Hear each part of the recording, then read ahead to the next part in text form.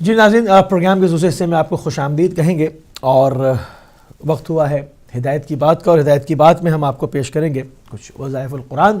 اس کا سلسلہ ہم نے کچھ گزشتہ ایام سے جو ہے وہ جاری وساری کیا ہوا ہے۔ اس میں کچھ چھوٹے چھوٹے ذکر اور چھوٹی چھوٹی صورتوں کی تلاوت لے کر ہم آپ کی خدمت میں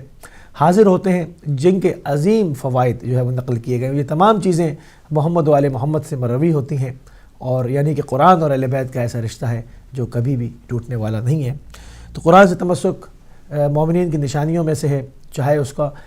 جتنا بھی آپ تلاوت کریں، کثرت سے کریں یا کم کریں، مگر ایک تعلق آپ کا قرآن کے ساتھ ہمیشہ قائم و دائم رہنا چاہیے۔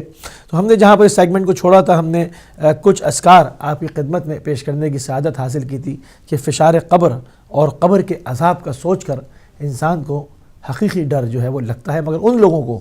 جن پر خدا کی رحمت ہوتی ہے، یعنی جو لوگ اس زندگی کے اندر ان کی معنوی آنکھ کو خدا کھول دیتا ہے، ان کی عقل کو مجسم کر دیتا ہے، اور وہ اپنے حقیقی گھر کے بارے میں سوچنے لگتے ہیں، اور اپنی اس دنیاوی اس زندگی پہ نگاہ ڈالنے کا ان کو موقع مل جاتا ہے، اور وہ اس صورت سے یہ سمجھ لیتے ہیں کہ ان کا ٹھکانہ وہاں پہ کیا ہوگا، اور ان کو اس خطرے کو بھانپ لیتے ہیں اور اس زندگی کو بھی بہتر کر لیتے ہیں، اور یہاں سے جو ہے وہ زاد راہ بھی بہترین جمع کر لیتے ہیں یہاں سے کوچ کرنے کے لیے اور آخرت کی ہمیشہ کی زندگی کے لیے۔ تو ہم نے فشار قبر اور عذاب قبر کے اوپر جو ہے وہ بات کی تھی۔ اس میں کچھ اذکار آپ کی خدمت میں پیش کیے تھے، اس کو دو سے تین اذکار مزید آپ کی خدمت میں پیش کر کے مزید آگے بڑھیں گے۔ حضرت امیر المومنین حضرت علی بن ابی طالب علیہ السلام ارشاد فرماتے ہیں، جو شخص ہر جمعے کے دن سورہ نساء کی تلاوت کرے گا، جو شخص ہر جمعے کے دن سورہ نساء کی تلاوت کرے گا، وہ فشار قبر سے محفوظ رہے گا۔ یعنی جمعے کے دن سورہ نساء کی تلاوت کرنی بہت مفید ہے۔ رسول خدا سے بھی اس ضمن میں ارشاد ہے، آپ فرماتے ہیں کہ جو شخص سوتے وقت سورہ تکاثر کی تلاوت کرے گا، وہ عذاب قبر سے امان میں ہوگا، اور اللہ اسے منکر و نکیر کے جو ہے وہ خوف سے محفوظ رکھے گا۔ یعنی منکر و نکیر کی جو شدت ہے، جو سوالات کا مرحلہ ہوگا، وہ اس کے اوپر آسان کر دے گا جو شخص سورہ تکاثر کی تلاوت کرے گا۔ امام جعفر صادق علیہ السلام ارشاد فرماتے ہیں کہ آپ سے منقول ہے کہ ہر شب جمعہ سورہ قیامت کا 3 مرتبہ پڑھنا روز قیامت کے حساب کو آسان کر دیتا ہے،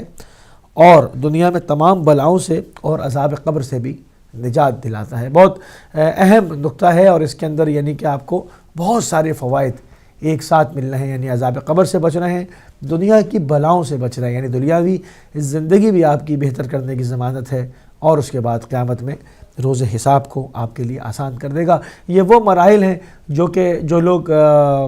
یقین رکھتے ہیں، ایمان لائے ہیں، خالی زبان سے نہیں، اپنے پورے دل کے ساتھ، اپنے پورے وجود کے ساتھ اس چیز پر ایمان لائے ہیں کہ اس کے بعد ایک جہان اور بھی ہے، وہاں پر حساب کتاب بھی ہے، وہاں کی ایک زندگی بھی ہے، وہاں نعمتیں بھی ہیں، وہاں عذاب بھی ہے، وہاں تمام چیزیں ہیں، مگر وہ سب کچھ ہماری اس زندگی پر محیط ہے، اس پر ڈیپینڈ کرتا ہے کہ ہم یہاں پر کیسی زندگی گزارتے ہیں اور وہاں کے لیے کیا زاد راہ لے کے جاتے ہیں۔ جو شخص یقین کر چکا، کلمہ پڑھ چکا، اور اس نے ایک قدم آگے بڑھایا اور اپنے سفر کو جاری کرنے کے لیے، شروع کرنے کے لیے قدم بڑھا چکا ہے، تو یقیناً ان لوگوں کے لیے، ایسے افراد کے لیے یہ تمام اذکار بہت جو ہے وہ مفید ہیں۔ مزید آگے بڑھیں گے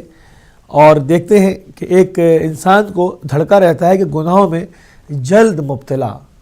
ہو جاتا ہوں۔ یہ ایک بہت بڑا دھڑکا ہے۔ ہم نے اس زمین میں اور بھی اس سے ملتے جھلتے جو ہے وہ اذکار پیش کیے تھے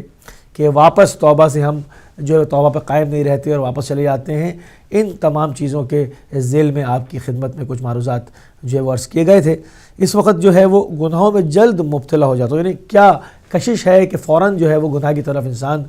قدم بڑھا دیتا ہے، ہاتھ بڑھا دیتا ہے۔ تو ان چیزوں سے بچنے کے لیے، توفیق الہی کو شامل کرنے کے لیے، محمد و آل محمد کے وسیلے سے پروردگار کی جو مدد و نصرت ہے، اس کو حاصل کرنے کے لیے کیا کیا جائے کہ ہم گناہوں میں جلد مبتلا نہ ہوں، بلکہ اس سے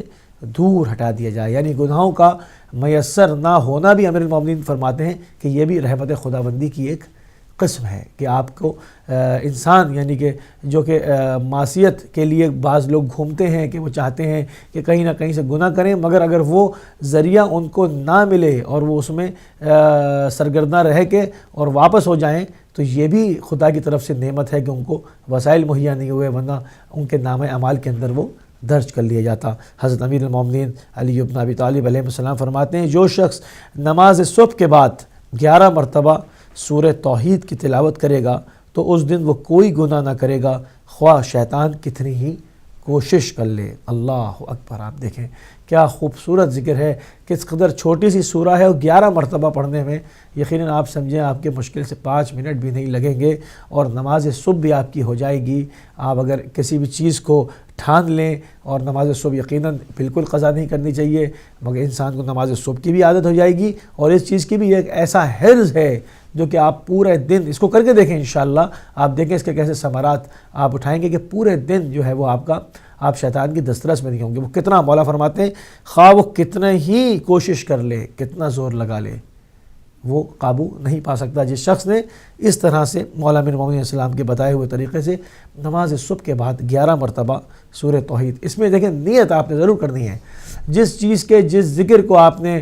جو پڑھنا ہے، چونکہ یہ تمام آیات قرآنی ہیں، یہ تمام پروردگار کی آیات ہیں، اس میں اگر آپ بغیر نیت کے بھی پڑھیں گے تو یقیناً ان سے آپ کو فیض حاصل ہوگا اور اس کا ثواب بھی ملے گا، اس کو دیکھنے کا بھی، اس کو چھونے کا بھی، اس کو پڑھنے کا بھی، اس سے انس رکھنے کا بھی، آپ کو تمام چیزوں کا ثواب ملے گا۔ مگر انما اعمال بالنیات ہے، یعنی کہ آپ کی نیت جو ہے، اگر آپ نے خاص کسی ذکر کو اس نیت سے کہ میں اس ذکر کی وجہ سے ان برکات کو حاصل کرنا چاہتا ہوں پروردگار کی بارگاہ میں جاتے ہیں، تو یقیناً بالکل آپ کا جو ہے وہ تیر نشانے پر جا کر لگے گا، جس کو ہم کہتے ہیں تیر بہدف، یعنی یہ آپ کا کام ہوگا اور آپ کو بہترین برکات جو ہے وہ آپ کی ظاہر ہوں گی۔ ہم جب بھی دیکھتے ہیں ایک وسوسہ شیطانی کی طرف نگاہ ڈالتے ہیں اور قرآن کریم کے اندر نگاہ کرتے ہیں، ہم دیکھتے ہیں کہ متعدد جگہ پر انسان کو جو ہے وہ صاف صاف بتایا گیا ہے کہ یہ تمہارا کھلا ہوا دشمن ہے، عدو مبین ہے، چھپا ہوا نہیں ہے، کہ کل کو لوگ کھڑے ہو جاتے اور جو ہے وہ پروردگار کی بارگاہ میں شکوہ و شکایت کرتے کہ پروردگار اتنا عظیم و خطرناک دشمن تھا، تو نے ہم کو آگاہ نہیں کیا، تو نے ہم کو بتایا نہیں، ہم جو ہے وہ اس کی ہزارہ سال کی، لاکھوں سال کی زندگی، اس کی لاکھوں سال کا تجربہ، ہماری اتنی سی زندگی چند سالوں کی، ہم اس سے کیسے بچتے؟ وہ تو اس نے تو ہمیں فلاں ہیلوں سے، فلاں بہانوں سے اغوا کر لیا۔ نہیں، پروردگار نے انتظام کر کے رکھا، اپنی پوری کتاب میں جا بجا اس کے تمام ہیلوں کو، بہانوں کو، مکر کو، فریب کو آپ کے اوپر ظاہر کر دیا، عدو وہ مبین لکھ دیا، یعنی وہ تمہارا کھلا ہوا دشمن ہے، اے آدم کی اولاد، وہ تمہارا کھلا ہوا دشمن ہے۔ اب جب وہ تمام چیزیں پروردگار کی طرف سے آ چکیں، آپ کے پاس الہامی کتاب قرآن کریم جو ہے وہ اس کے نسخے موجود ہیں، تو آپ کا پھر جو ہے وہ شکوہ و شکایت نہیں ہونا چاہیے، وہ نہیں ہو سکتا۔ اب آپ نے اس کے اوپر عمل کرنا ہے، اور ان آیات کی برکات کے ذریعے سے، ان چیزوں کے ذریعے سے، دیکھیں پورے دن کی ضمانت لی گئی ہے۔ ہم سے جو بھی کام ہوتے ہیں یہی ہوتے ہیں نا، مطلب کہ صبح اٹھ کے انسان نکلتا ہے، پھر اس سے غلطیاں سرزد ہوتی ہیں، اور پھر شام کو مولا فرماتے ہیں کہ میرا وہ شیعہ نہیں جو کہ اپنے بستر پر جانے سے پہلے اپنے پورے دن کا محاسبہ نہ کرے، اپنا احتساب نہ کرے، اور جس کے 2 دن برابر ہیں وہ یقیناً گھاٹے میں ہے۔ اگر ایک دن ایک انسان نے گناہ کیا اور اس نے رات کو اپنا حساب کیا سونے سے پہلے اور سچی توبہ کی اور کہا کہ پروردگار میں تیرے ساتھ عہد کرتا ہوں کہ اب کل کا دن جو ہے اس سے بہتر ہوگا، کل میں تمام چیزوں کی پابندی بھی کروں گا، تیری معصیت سے بھی جو ہے وہ کنارہ کش ہوں گا، میں تیری خوشنودی حاصل کرنے کی کوشش کروں گا، تو وہ 2 دن ایک جیسے نہیں رہیں گے۔ ایسا انسان خسارے میں نہیں ہے۔ مگر وہ لوگ جو اس کی پرواہ ہی نہیں کرتے اور ایک روٹین کی طرح بستر پہ چلے جاتے ہیں اور اپنا محاسبہ نہیں کرتے، ان کے 2 کیا ان کے سینکڑوں دن ایک جیسے ہوتے ہیں۔ اور یہاں پر تو حدیث میں آیا کہ جس کے 2 دن ایک جیسے ہوں وہ خسارے میں ہے، نہ کہ جس کی پوری زندگی خسارے میں جا رہی ہو۔ تو ہمیں اسے بار بار دیکھنا ہوگا کہ یہ چند لمحات کی زندگی جو کہ ایک سائے کی مانند، ایک سراب کی مانند گزر جاتی ہے، اگر ہم اپنے پچھلے گزرے ہوئے سالوں کے اوپر نظر کریں تو 5 سال ایسے ہیں جن کی پورے سال کی کوئی ہمارے پاس میموری اب نہیں رہی۔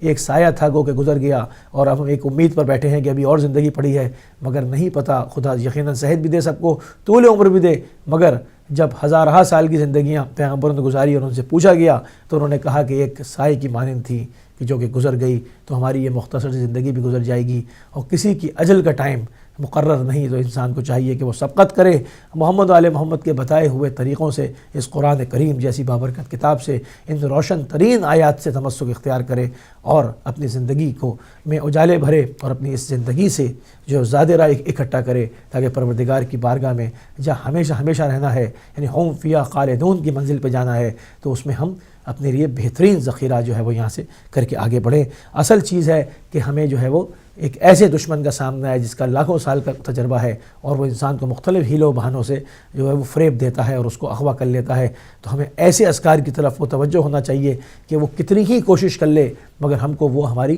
راہ سے نہ بھٹکا سکے۔ اب ٹائم جو ہے وہ ہمارے سیگمنٹ میں کم رہ گیا، تھوڑا سا ایک چیز اور آپ کی خدمت میں پیش کر کے سیگمنٹ کو اختتام کی طرف لے کر جاؤں گا۔ کہتے ہیں کہ بڑے بڑے عرفاء مثلاً شہید آیت اللہ سید علی شوستری، ملا حسین قلی حمدانی، آیت اللہ سید احمد کربلائی، سید علی قاضی، آیت اللہ کشمیری، ذکر یونسیہ جو کہ سورہ انبیاء کی آیت نمبر 87 ہے، گناہوں سے حفاظت اور اپنے نفس کی